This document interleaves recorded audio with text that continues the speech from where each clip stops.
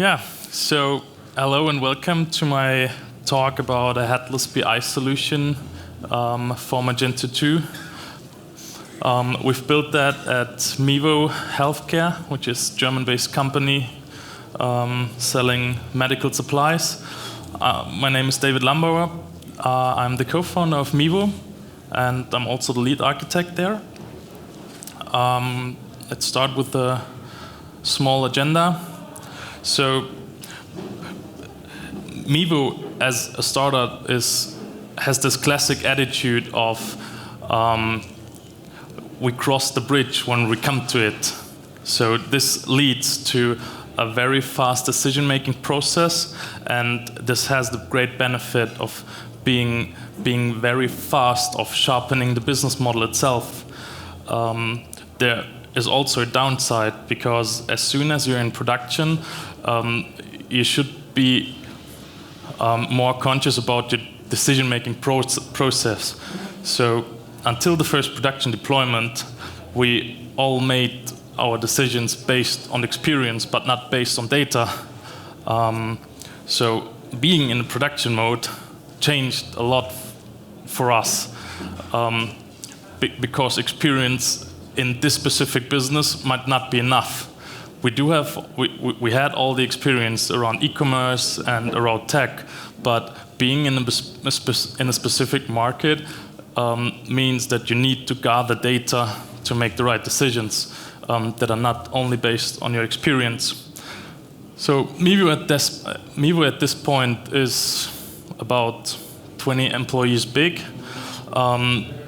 As I said, we do sell medical supplies online, and we do also have an offline retail store where we sell the same products, but in addition to the online store, we also do some customer services like measurements for compression socks, for example. So these services cannot be online, so we have to do it offline.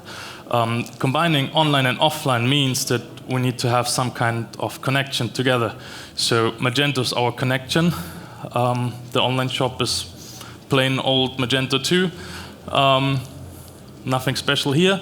The offline system is a custom-made POS solution that we've built with Laravel, and it is directly connected to Magento. So as you can see, we have some pieces that we need to support, and at the point where we struggled with the production and the decision-making process, we had one issue, and that's data and how to control it. And this talk today is all about how to control data, how to get data, how to manage and work with data, and how you can use data for your own business to gather information you wouldn't have without it. So this is a wonderful picture of me without a hat. And here are some facts about me. I started to collect some certifications, started with low-hanging fruits, like Magento certification, do own a certification in AWS, and I'm also a certified Laravel developer. I'm really into the whole topic of DevOps and infrastructure, or cloud infrastructure. And for fun, I do CTFs, which is basically little hacking adventures that, everybody can do. It's quite fun. If you don't know it, Google CTF InfoSec, and you will have a lot of fun, I guess. Oh, the font is not loaded. I picked such a beautiful font and it's not loaded. We won't be able to fix it, right? Okay. Oh. The font was so beautiful. All right. So we are not able to control our business. This is something I said earlier, and you might think, okay, I guess you're a bunch of stupid people and you're not doing good at running your business because you are able to control it. But there's, and this might be your reaction, right?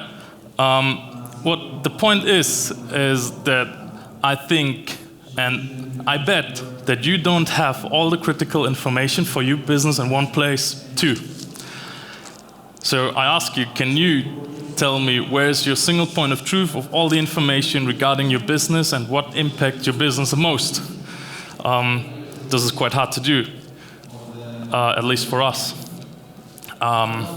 So we started to think about what kind of data do we actually need for a full controlled business, which data is relevant for us and which isn't. And we started to do a categorization of data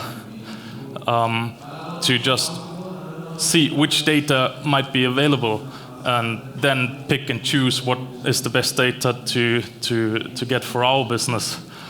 So these are 8 points or 8 categorizations of data, also relevant for your business. So we start with the business details. Everybody knows the best-selling product, the profit margins, the profit in general, that simple stuff. The online marketing, everything that lives inside Google Analytics, also very common. Conversion rate, click rate, and so on. So then we do have some shop or website-specific data, general availability, accessibility maybe, the loading speed in general, and the overall SEO ranking, for example. Then we come to the point where it might be clever to have some infrastructure-related data and information about the incoming traffic and the error rates. Server details are a little bit more in-depth, but are also relevant for example, lowering the infrastructure costs. Server details means that your monitor CPU usage, memory usage, all that stuff. This is basically common stuff we all do. You can also do it on an application level, where you track the specific metrics for your database, for your varnish, for the web servers you use, whatever. And now we come to 2 points that, in my opinion, are the most relevant. The first thing for us is environmental details. So for us as an online and an offline retailer, it's pretty important to know, for example, the local weather. Because depending on the local weather, customers come into the store or they don't. Knowing this in advance is something that we really benefit from, because we can reduce the stuff for these days when we know, okay, on Friday the weather is horrible. The same thing is true for, I don't know, political decisions or local events. If there is a demonstration of Fridays for Futures right in front of your store, you might want to know this in advance, because then you can close your store for that time. The next thing is customer details. In order to be able to selling medical supplies, we need to gather a lot of customer information, a lot of critical information to sell the right product for the customer need. So what we now have is a bunch of data, but we can't do anything with it at the moment. We just know what data might be available. So what we now do is let's get into the data, and let's try to get the data and store it somewhere somehow. But so getting data is far easy. Getting the right data or choosing the right data for your business is the hardest thing you can do. I bet that most of you who are running an e-commerce store are also purchasing some SaaS solutions or using SaaS solutions. We at Mevo do run, I don't know, 10 different, or we use 10 different SaaS solutions for all the different kinds. These are just a few. Like, I bet everybody is using Google Analytics or something similar. Same counts for Lighthouse Speed. The top left is LogDNA, so log file management. AWS as an infrastructure, like as your hosting.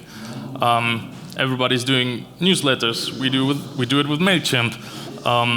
Everybody has some kind of, I don't know, code base GitLab, GitHub, you name it. And these are all the logos you might be familiar with too. So payment service provider is a thing, customer data is a thing, maybe security is a thing too. I could have repeated this slide over and over again with different logos, and I just want to demonstrate that there is so much data that might be relevant for your business, and in correlation with other data, you might not know what benefit you get from it. So what we now have is somewhat cool data, but what's next? So we've already identified different categories of the data and their possible source. Now we come to the point where we at Me were stuck a while because we haven't had an idea how to deal with all the data. We thought about putting everything into the Magento database and use the internal reporting tool or so, but we thought that Magento is not the right place for storing and evaluating all the data. Even MySQL might not be the right case for storing this kind of data. So when we say MySQL is not a good place, what else do we have? We have NoSQL for sure, and we also do have some kind of data warehousing.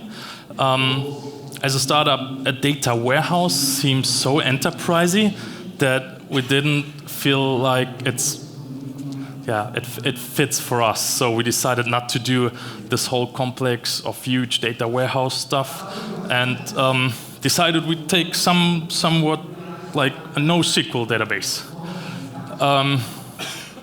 Well, this is a slide I should have been more previously, so we skip it. So yeah, what we actually want is we want to collect the data, we want to store the data, and we want to run all the different kinds of functions on our data. We said, because as said earlier, I'm into the whole infrastructure architecture stuff, and time series database seemed to be a thing that we can use. So is here anybody who has already some experience with time series database? Like using it in production mode, collecting data with it? It's fairly new. So time series databases are available since 2010, and they are not really complex. The only thing they do is storing simple key values and adding a timestamp to it. This description is not true. I didn't add a correction here because the key is not the timestamp, but you store a key value, and a timestamp is automatically added to your data entry. See it like a created add field in like a normal MySQL database. So time series databases tend to grow because there are no delete processes or there are no updates, they're just inserts, so they tend to get very big. That's why all of them have this data retention algorithm to cut out data the longer they are in the database. Time series databases are commonly used to store metrics. The first metrics I saw in such databases were typical server monitorings like CPU usage, memory usage, and stuff. Prometheus is. Anybody ever heard of Prometheus? All right. So Prometheus is one time series database that's quite popular. It's written in Go. It's super fast. It's easy to install, set up, whatever. It's available since 2012, and since 2016, it's a major project, a graduated project in the Cloud Native Foundation. The Cloud Native Foundation is a foundation that also supports Kubernetes, for example, which is the next bigger project. Prometheus has a powerful query language called PromQL. It's not like SQL, but similar. Prometheus has a lot of useful exporters available, written by the community. An exporter is basically another tool exporting a set of metrics for a specific service. We come to that later.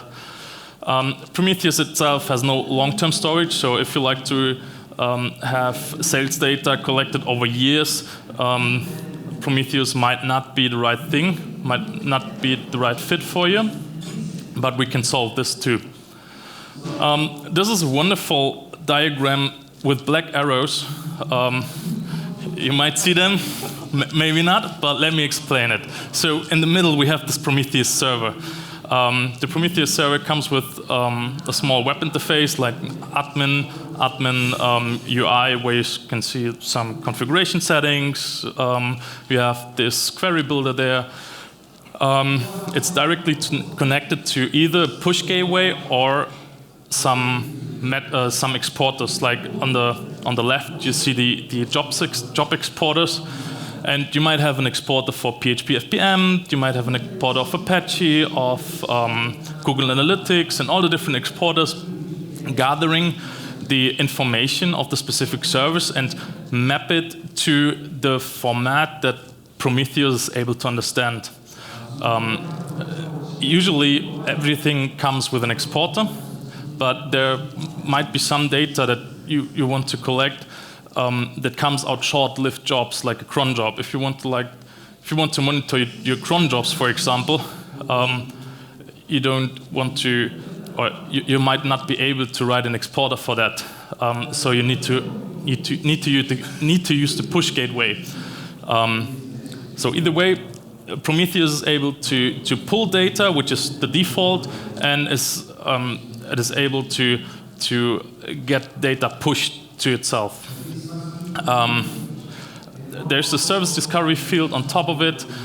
This just means that Prometheus provides some service discovery functions to make it easier to configure highly distributed systems, like in Kubernetes or, I don't know, AWS autoscaling group, you name it. On the right side, we have two different sections. The upper one is the alert manager.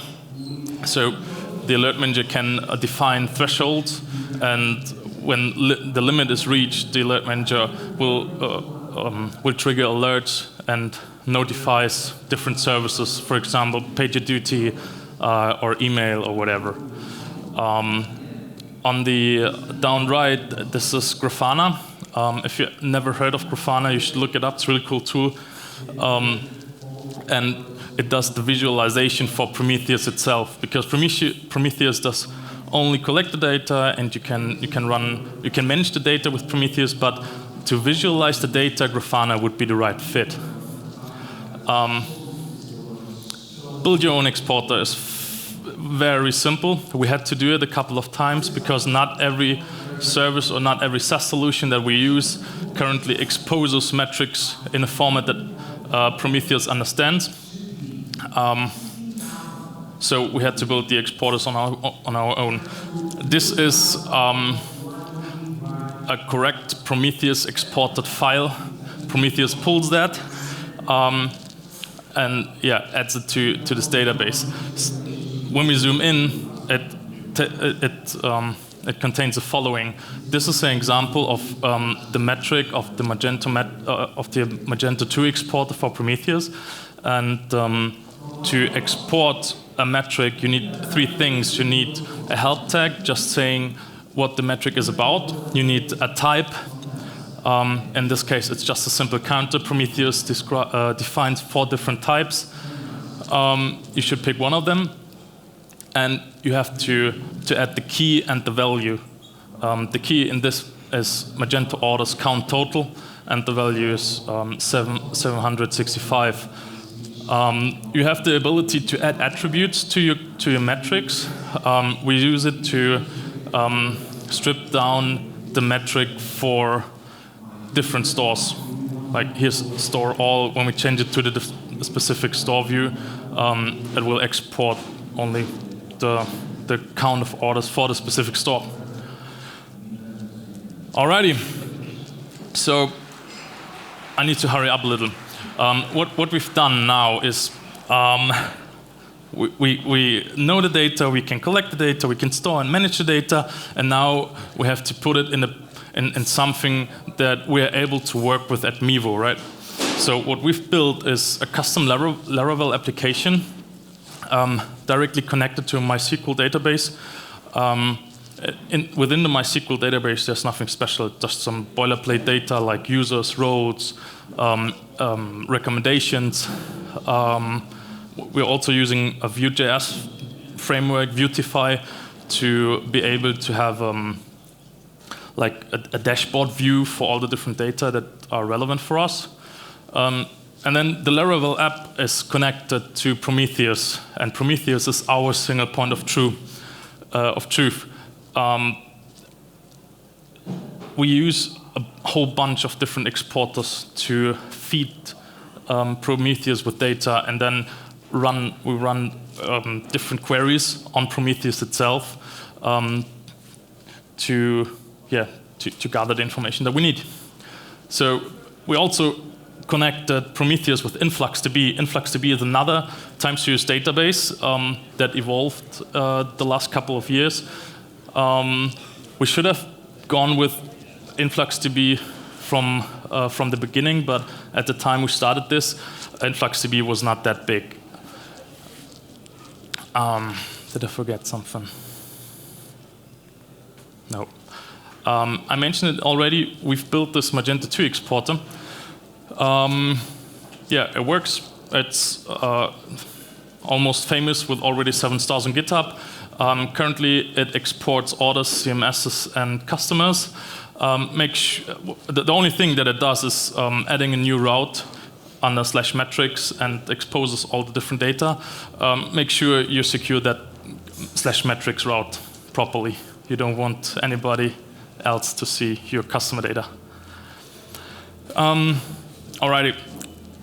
What we have now is the recommendation engine, and the recommendation engine is just a cool, fancy name.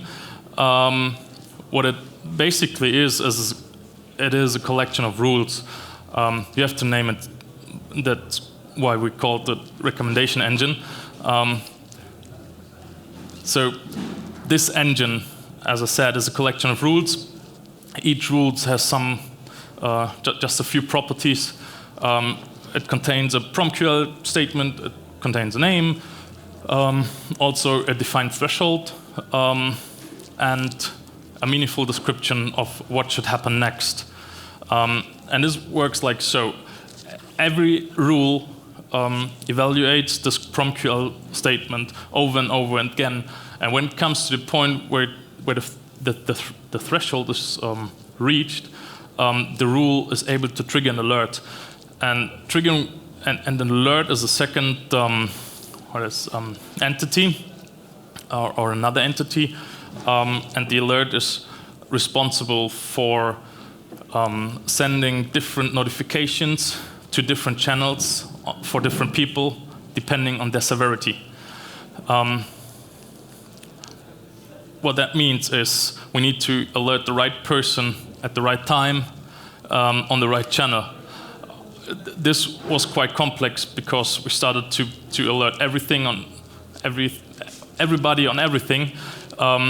Like when the accessibility score decreased the last 2 weeks, we sent an alert to the marketing dude, and he hated us for that. So we introduced something called severity levels, or we can set that. So we have this business impact severity levels in place, and we have 4 of them, and each severity level is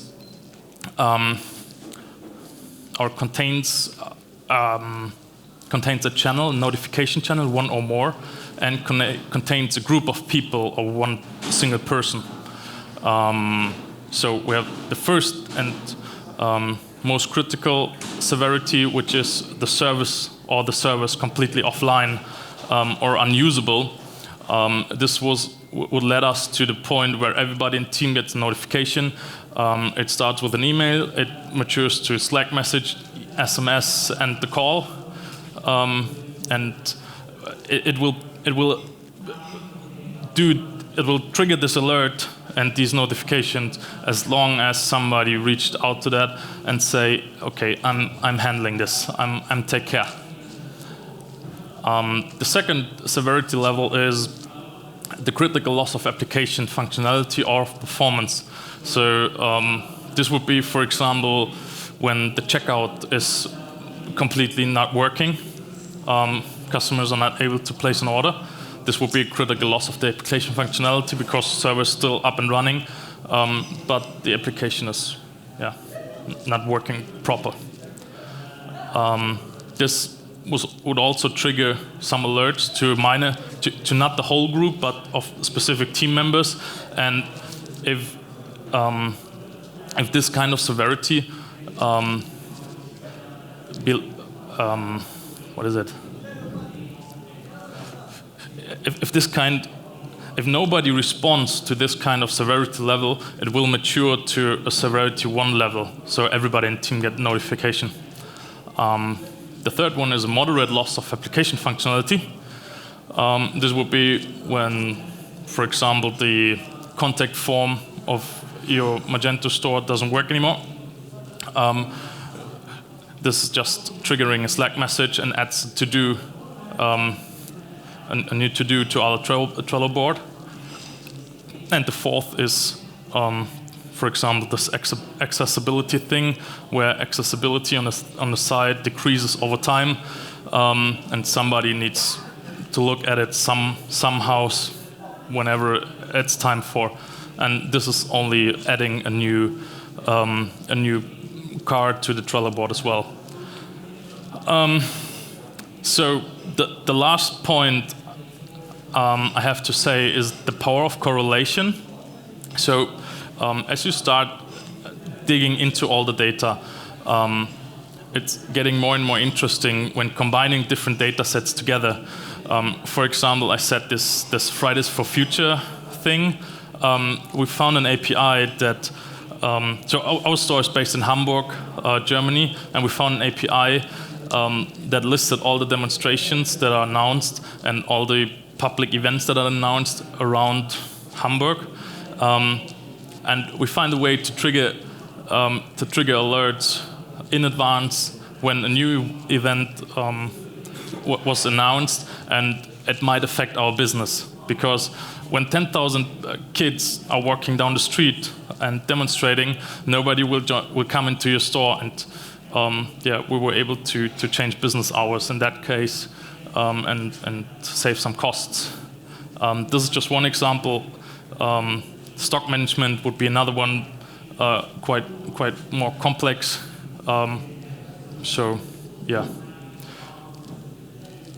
Now at the end, we do have a lot of data, and we treat data like tests for us.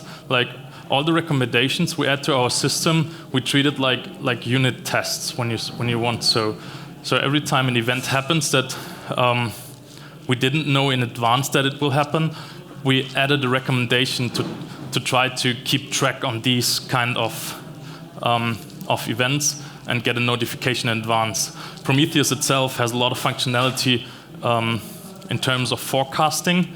So we use that, and we try to use this functionality as unit tests for our business model, which works pretty fine at the moment. And that's why we now say, okay, we are now able to control the business. I guess that's it.